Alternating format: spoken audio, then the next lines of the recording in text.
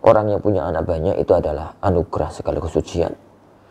Orang punya anak banyak kemudian anak bejat kabeh ya tambah menyakitkan hati. Nggak punya anak itu ujian memang, tapi sekaligus itu ada anugerah.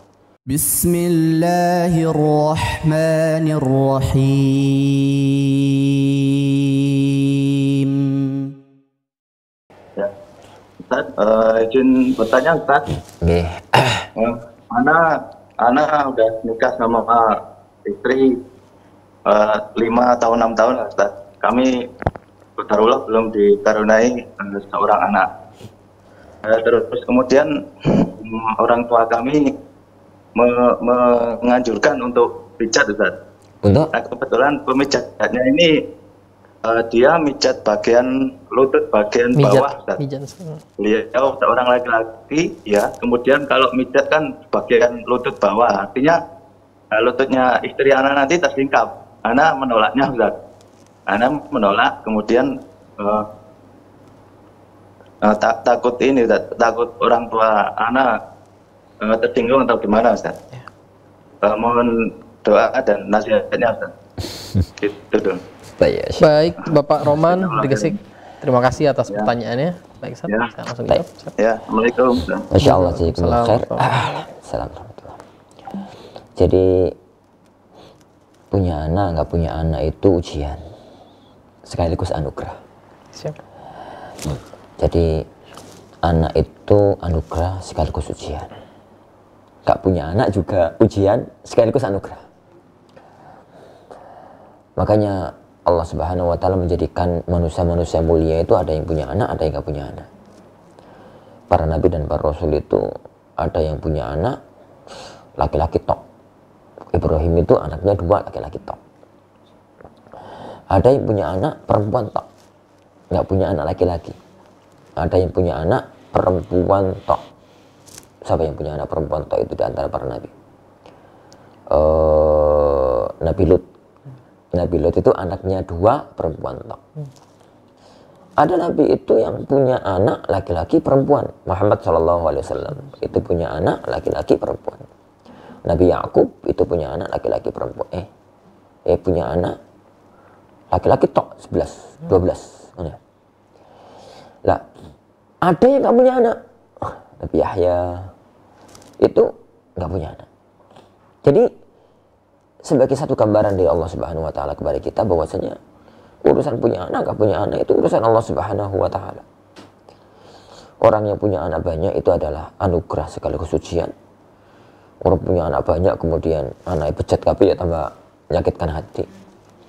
Nggak punya anak itu ujian memang, tapi sekaligus itu ada anugerah dari Allah Subhanahu wa Ta'ala agar bisa lebih fokus dalam bidang-bidang yang lainnya. Itu yang pertama. Tapi kita ingkari bahwasanya fitrah manusia itu pengen punya anak.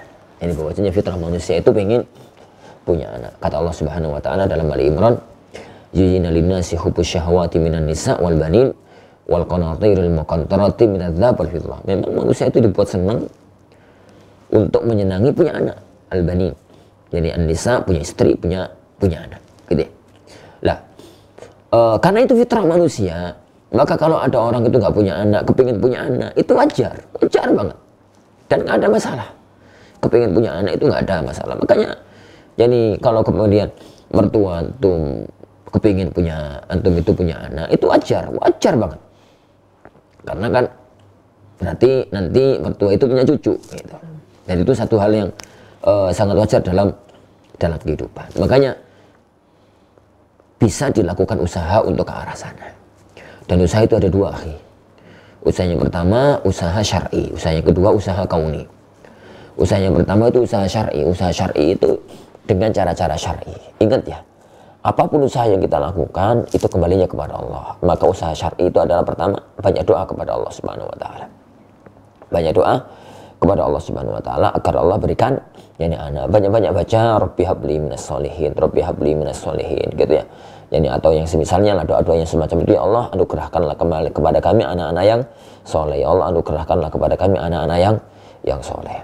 Jadi Ibrahim alaihissalam itu doa kepingin punya anak itu bertahun-tahun, baru kemudian Allah anugerahkan anak itu sing dongo Ibrahim loh, Kak sampean. Itu yang doa itu Nabi Ibrahim alaihissalam. Itu yang pertama, doanya banyaknya doa. Yang kedua, perbanyak istighfar dengan niat kepingin punya anak. Tuh, apa dalilnya? Perhatikan firman Allah Subhanahu wa taala dalam surat Nuh. Faqultu astaghfiru rabbakum innahu kana ghaffara. Yursilis samaa'a 'alaikum midrara wa yumdidkum bi amwalin wa banin wa yaj'al lakum jannatin wa yaj'al lakum anhara. Yani faqultu astaghfiru rabbakum. Istighfarlah kalian kepada Tuhan kalian. Kalau kalian itu istighfar kepada Tuhan kalian, niscaya Allah itu akan yursilus sama alaikum midrara. Allah akan turunkan hujan dari langit. Wa yumdidkum bi amwali wa banin. Allah akan ngasih kalian itu harta, Allah akan ngasih kalian itu anak.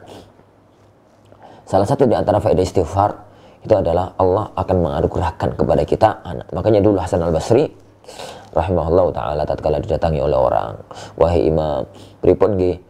Jadi saya itu gak punya anak, kepingin punya anak." Kata beliau, istighfarlah yang banyak. Ada orang lagi datang, "Pripun nggih, saya itu miskin," gitu ya. Jadi bagaimana caranya biar hidup itu cukup gitu ya. Banyaklah istighfar. Dan macam-macam. Jadi tatkala muridnya tanya, "Jenengan itu gimana toh?"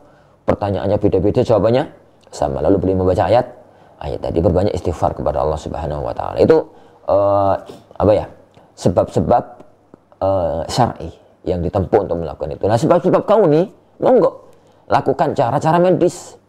Bisa pakai akupuntur, bisa pakai pijat, bisa pakai apa lagi? Sebagai cara-cara lah, terapi herbal, jadi terapi ini, terapi itu, macam-macam lah. Tapi tetap dengan koridor syar'i, yaitu jangan sampai terapi-terapi itu melanggar aturan ilahi, melanggar aturan syariat, jadi melanggar aturan syariat. Lah, tadi mertua itu ngomong ingin dipijat, jangan nggak jelas ngomongnya. Dipijat, yang pijat itu laki-laki atau perempuan?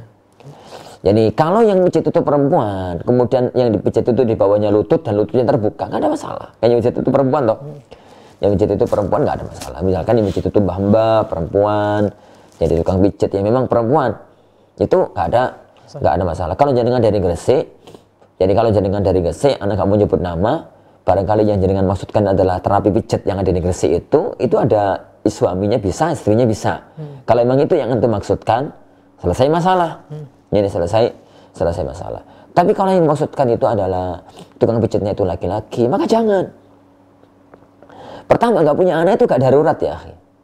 Nggak punya anak itu gak darurat, gak aib. Jangan sampai melanggar syariat gara-gara yang semacam itu. Bisa dilakukan cara-cara yang lain. Pijat itu bukan satu-satunya. Bisa ngomongin sama istri, ngomongin sama mertua. Jadi mertua itu yang beliau maui hanya satu, kepingin antum punya anak. Caranya apa? Terserah. Yang diketahui mertua, pijat itu kan salah satu aja, salah satu terapi. Coba sekarang tanyakan sama teman-teman di Gresik. Jadi ya, terapi-terapi yang ada di kota Gresik atau di sekitarnya, Surabaya, Sidoarjo atau Lamongan atau mana lah yang ada di sekitar kota Gresik yang dianggap bagus untuk terapi agar jadi punya anak. Lah kalau semacam itu, lihat diantaranya yang tidak ada pelanggaran syariat itu yang dilakukan dengan memperbanyak doa kepada Allah Subhanahu wa taala, lalu hasilnya serahkan kepada Allah Subhanahu wa taala. Wallahu a'lam.